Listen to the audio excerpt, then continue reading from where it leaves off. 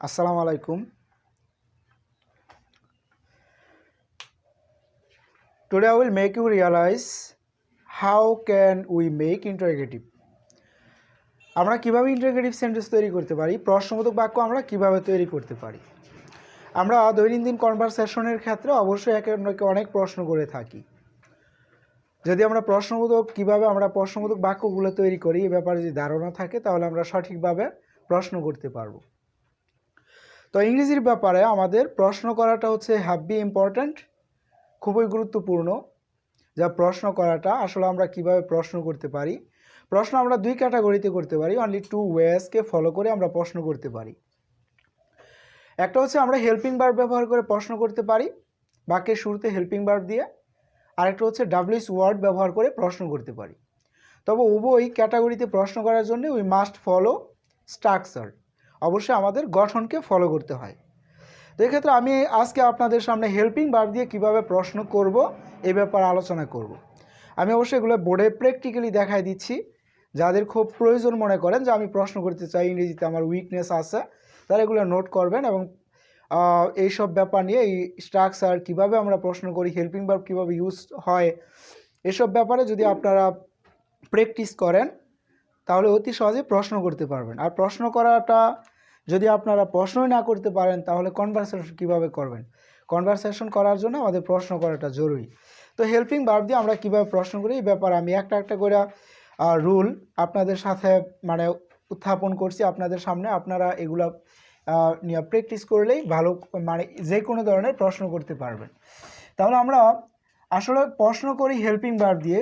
মূলত helping verb দিয়ে প্রশ্ন করার জন্য আমাদের একটা স্ট্রাকচার দরকার পড়ে। স্ট্রাকচার হচ্ছে আমি বলবো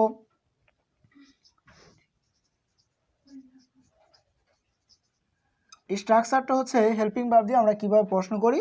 প্রথমত আমাদের দরকার পড়ে helping verb. At first we need helping verb and then subject, then main verb, যদি থাকে main verb তাহলে main verb, then the other part of the sentence act as the sign of interrogative। মানে লাস্টে গিয়ে আমাদের প্রশ্নবোধক চিহ্ন দেওয়া লাগে। প্রথমত আমরা হেল্পিং ভার্ব ব্যবহার করি, তারপরে সাবজেক্ট ব্যবহার করি, তারপরে যদি বাক্যে মেইন ভার্ব থাকে তাহলে মেইন ভার্ব ব্যবহার করবো, আর না থাকলে নেই। তারপরে বাকি অংশ লাস্টে the sign of interrogative sentence, প্রশ্নবোধক চিহ্ন দেওয়া লাগে। এই ক্যাটাগরিতে আমরা যদি প্রশ্নকে একটা বাক্যকে সাজাই তাহলে প্রশ্ন করা হয়ে যায়। তো এই ক্ষেত্রে আমি কয়েকটা উদাহরণ দিলে আপনারা ভালোভাবে বুঝতে পারবেন। এক্সাম্পলের ক্ষেত্রে আমি লিখতে পারি, যেমন নাম্বার 1 দিয়ে একটা লিখলাম। নাম্বার 1-এর ক্ষেত্রে আমরা ব্যবহার করতে পারি, যেমন সাপোজ প্রেজেন্ট ইনডিফিনিট টেন্সে যে কোনো বাক্য হতে পারে। যেমন আমি এই জায়গায় ব্যবহার করলাম হি, তারপরে এই জায়গায় ভার্ব ব্যবহার করলাম ভিজিট, পরিদর্শন করা। এর সাথে একটা এস হবে কারণ he third person singular number, he visits the place. Make the sentence into interrogative, সে জায়গাটা পরিদর্শন করে। এটাকে আমরা যদি ইন্টারোগেটিভ করি কিভাবে করতে পারি, প্রশ্ন করলে কিভাবে করতে পারি। তো আমরা জানি হি হচ্ছে third person singular number. Third person singular number যে সাবজেক্টগুলো থাকে ওগুলোর ক্ষেত্রে আমরা প্রেজেন্ট টেন্সে কোনো প্রশ্ন করলে ডাজ দ্বারা করি। তাহলে আমরা হি, সি, ইট যে কোনো ব্যক্তির নাম যে কোনো একটা প্রকাশ করলে আমাদের থার্ড পারসন সিঙ্গুলার নাম্বার হয়। আই ইউ ছাড়া ভবে আছে যারা থার্ড পারসন তারা, অর্থাৎ থার্ড পারসন সিঙ্গুলার নাম্বার। আমাদের সাবজেক্টটা থার্ড পারসন সিঙ্গুলার নাম্বার আছে কি না তা দেখতে হবে। যদি সাবজেক্টটা থার্ড পারসন সিঙ্গুলার নাম্বার থাকে তাহলে আমরা প্রশ্ন করব ডাজ দ্বারা। আমরা প্রথমত এই যে হিটা এই জায়গায় থার্ড পারসন সিঙ্গুলার নাম্বার, এই হি সাবজেক্ট হচ্ছে হি হচ্ছে থার্ড পারসন সিঙ্গুলার নাম্বার। তাই আমরা এই জায়গায় শুরুতে ডাজ দ্বারা প্রশ্ন করব, লিখব ডাজ লিখবো। থার্ড পারসন সিঙ্গুলার নাম্বার থাকলে আমরা third person singular number subject পাইলাম, এখন দিব ওই জায়গায় ডাজ। দেওয়ার পরে টোটাল বাক্যটাই পাশে আবার লিখবো। তো টোটাল বাক্যটা আছে হি, প্রথমত আছে হি সাবজেক্ট দিলাম হি, তারপরে ভিজিটের এসটা থাকবে না, তারপরে দ্য প্লেস যা আছে তাই বসবে, প্রশ্নবোধক চিহ্ন, অর্থাৎ আমরা প্রশ্নবোধক চিহ্ন দিব লাস্টে। তো আমরা অবশ্যই ইন্টারোগেটিভে যদি আমরা প্রশ্ন করি তাহলে প্রশ্নবোধক চিহ্ন ব্যবহার করা লাগবে, কারণ প্রশ্নবোধক চিহ্ন ছাড়া তো আবার এই প্রশ্নবোধক বাক্যটা মানে টোটালি মানে উপযুক্ত না। তো এই ক্ষেত্রে আমরা দেখতেছি এটা ক্লিয়ার না, প্রশ্নবোধক চিহ্নটা অবশ্যই লাস্টে ব্যবহার করব।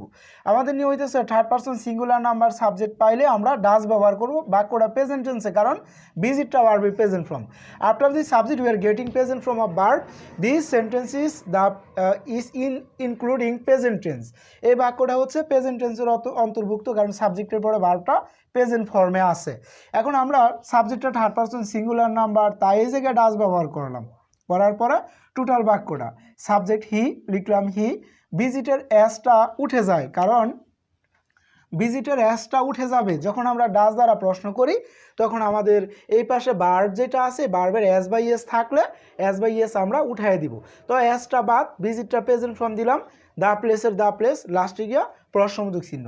তাহলে আমাদের প্রশ্ন করা হয়ে গেল। প্রশ্নটা আমরা কিভাবে করব, এরকম যদি আমরা কোনো একটা বাক্য প্রেজেন্ট টেন্সে পাই, প্রেজেন্ট ফর্ম ভার্ব থাকে, তখন সাবজেক্ট যদি থার্ড পারসন সিঙ্গুলার নাম্বার থাকে, তাহলে আমরা প্রথমত দিব ডাজ। ডাজ দেওয়ার পরে আমরা কি করব, সাবজেক্টটা লিখব, তারপরে ভার্বটার মূল ভার্বের প্রেজেন্ট ফর্ম ব্যবহার করব। অবশ্যই এস বাই এস থাকলে আমরা উঠাই দিব, কারণ এস বাই এস উঠে যায় যখন আমরা ডাজ ব্যবহার করি। এই জায়গায় আমি রাইট ফর্ম অফ দি ভার্বের আগের পর্বগুলোতে আপনাদের সাথে আলোচনা করেছিলাম বা আপনাদের দেখাই দিয়েছিলাম যে আমরা যখন do did does, do not did not does not, যখন আমরা ডু ডিড ডাজ ইউজ করি, অবশ্যই ডু ডিড ডাজের পরে যখন আমরা মেইন ভার্ব ব্যবহার করে থাকি, ওই সময় অবশ্যই ভার্বের মূল ভার্বের মেইন ভার্বের বেস ফর্মটা বসে, প্রেজেন্ট ফর্মটা বসে, এর সাথে এস বাই এস থাকে না, পাস্ট ফর্মও থাকে না, অর্থাৎ মূল ভার্বের প্রেজেন্ট ফর্ম বসে। একই রূপে আমাদের এই ইন্টারগেটিভের ক্ষেত্রে third person singular number subject পাইছি, আমরা ডাজ দিলাম, ডাজের জায়গায় ডু ডিড ডাজ যে কোনো একটা থাকলেই আমরা পরবর্তীতে যখন ফুল বাক্যটা আবারও লিখব, তখন আমরা কি করব, অবশ্যই ভার্বটার সাবজেক্টটা লেখার পরে ভার্বটার প্রেজেন্ট ফর্ম বেস ফর্মটা বসবে, তারপরে বাকি অংশ যা আছে হুবহুব তাই, লাস্টে গিয়ে প্রশ্নবোধক চিহ্ন হবে, এটা ইন্টারগেটিভ। এভাবে আমরা প্রেজেন্ট ইনডিফিনিট থেকে ইন্টারগেটিভ করতে পারি। তবে আমরা দেখি কখন ডু দ্বারা প্রশ্ন করা যায়। ডু দ্বারা প্রশ্ন করার ক্ষেত্রে আমি 2 নাম্বার উদাহরণ লিখতে পারি।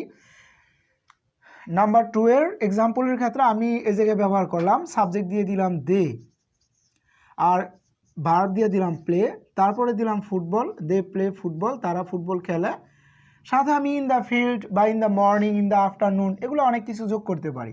যোগ করে দিলাম ইন দি ফিল্ড,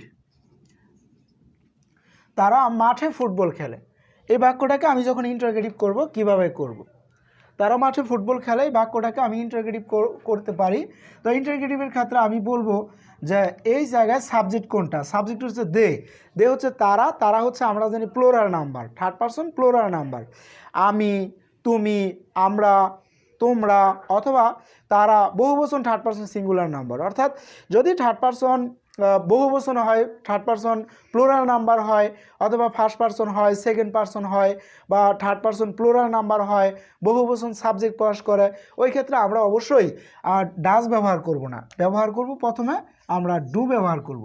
যদি থার্ড পারসন সিঙ্গুলার নাম্বার হয়, আই ইউ ছাড়া, আমি তুমি ছাড়া, যদি সাবজেক্ট একটা, একজন, একটি, এরকম সাবজেক্ট যদি প্রকাশ করে, তাহলে আমরা ব্যবহার করব ডাজ ইন্টারগেটিভ করার ক্ষেত্রে। আর যদি ফার্স্ট পারসন হয় আই, উই, এরকম, অথবা সেকেন্ড পারসন হয় ইউ, অথবা থার্ড পারসন প্লুরাল নাম্বার হয় বহুবচনে যে কোনো সাবজেক্ট, পিপুল, বার্ডস, তারপরে হতে পারে এরকম দেখা যাইতেছে বয়েজ, গার্লস বহুবচন, অথবা দেখা যাইতেছে দে, তারা বহুবচন। বহুবচন সাবজেক্ট হলে ফার্স্ট পারসন, সেকেন্ড পারসন এবং প্লুরাল নাম্বার যে কোনো সাবজেক্টের ক্ষেত্রে আমরা প্রেজেন্ট টেন্সে যদি বাক্য পাই, এটাকে ইন্টারগেটিভ করতে বলে অবশ্যই আমরা শুরুতে যোগ করব কি, ডু, ডু ব্যবহার করব, ডাজ ব্যবহার করব না, করব ডু। ডুটা দেওয়ার পরে আমাদের পরের হুবহুব যে বাক্যটা আছে পুরাটা কপি হবে, হুবহুব কপি হবে। আমরা লিখব দের দে, প্লের play, football in the field, যা আছে তাই, আর কোনো চেঞ্জ করব না, লাস্টে গিয়ে প্রশ্নবোধক চিহ্ন, তো বাক্যটা হবে ইন্টারগেটিভে। তাহলে এটা আসিল সেন্টেন্সটা they play football in the field, এটাকে আমরা যখন ইন্টারগেটিভ করলাম, তখন এই জায়গায় আমাদের দে হচ্ছে প্লোরাল নাম্বার সাবজেক্ট, তো আমি এই জায়গায় দিলাম ডাজ না ব্যবহার করে ব্যবহার করলাম do, do they play football in the field, তারা কি মাঠে ফুটবল খেলে, এরকম। তো দুইটা উদাহরণ আমি বুঝাইলাম আপনাদের। এখন number 1, he visits the place, সে জায়গাটা পরিদর্শন করে, এটা he third person singular number, এই কারণে ডাজ দ্বারা প্রশ্ন প্রশ্ন করছি does he visit the place, সে কি জায়গাটা পরিদর্শন করে, প্রশ্ন করা হলো। আবার they play football in the field, তারা মাঠে ফুটবল খেলা, এটাকে যখন প্রশ্ন করলাম do they play football in the field, তারা কি মাঠে ফুটবল খেলায়, এরকম প্রশ্ন করা যেতে পারে। যে কোনো টেন্স প্রেজেন্ট টেন্সে হলেই আমরা ডু বা ডাস দ্বারা প্রশ্ন করতে পারি যদি মেইন ভার্ব থাকে। হেল্পিং ভার্ব যদি বাক্যে যদি না থাকে তাহলে আমরা ডু বা ডাস দ্বারা প্রশ্ন করতে পারি। তো এক্ষেত্রে থার্ড পারসন সিঙ্গুলার নাম্বার হলে অবশ্যই আমরা ডাস দ্বারা প্রশ্ন করব, এবং ফার্স্ট পারসন সেকেন্ড পারসন অথবা থার্ড পারসন প্লোরাল নাম্বার হলে আমরা ডু ব্যবহার করে প্রশ্ন করতে পারি। এবং আজকে আমরা শুধুমাত্র ডু এবং ডাস কখন ব্যবহার করে প্রশ্ন করি এই ব্যাপারটা নিয়ে আলোচনা করলাম। আমরা নেক্সট পর্বে পাস্ট টেন্স থাকলে কিভাবে প্রশ্ন করব, এছাড়া হেল্পিং ভার্ব যদি থাকে সেন্টেন্সে তাহলে হেল্পিং ভার্ব কিভাবে ইউজ করে আমরা প্রশ্ন করতে পারি, এই প্রশ্নবোধক আর এই ধরনের ইন্টারোগেটিভ সেন্টেন্স আমরা কিভাবে তৈরি করতে পারি, বাকি আগামী পর্বে বাকিগুলো নিয়ে আমরা আলোচনা করব। তো আপনারা এই দুইটা পয়েন্ট নিয়ে ডু আর ডাস কীভাবে আমরা ব্যবহার করলাম এই ব্যাপার নিয়ে আপনারা এই সিস্টেমে অনেক অনেক বাক্য গঠন করতে পারেন। তো আশা করি আপনারা মোটামুটি বুঝতে পারছেন। অবশ্যই আর একটা কথা না বললেই নয়, আমরা সবাই মানুষ পৃথিবীতে আসছি, বেশি দিনও বাঁচবো না, আমাদের লাইফে অনেক সময় হয়তো বা আমরা কাটিয়ে ফেলছি। এখন সামনে যে সময়টা আছে এই সময়টা আমরা যেন সদ্ব্যবহার করতে পারি, সময়ের সদ্ব্যবহার করা উচিত। পৃথিবীর যত কাজকর্ম আছে সবই অপশনাল, আমাদের মেইন কাজকর্ম হচ্ছে যে কারণে স্রষ্টা আমাদের পৃথিবীতে পাঠাইছেন তা হচ্ছে স্রষ্টার ইবাদত করা, আল্লাহর দেওয়া বিধান মতো চলা, নবী রাসূলের দেখানো পথে চলা, কোরআন মাফিক জীবনযাপন করা, ওইভাবে আমাদের সিস্টেম মাফিক চলা উচিত। সকলকে 5 ওয়াক্ত নামাজ পড়ার রিকোয়েস্ট জানিয়ে আমি আমার আজকের ক্লাস এখানে সমাপ্ত করলাম। আল্লাহ হাফেজ, আসসালামু আলাইকুম। I dare you to fix me. I'm crossing the line now.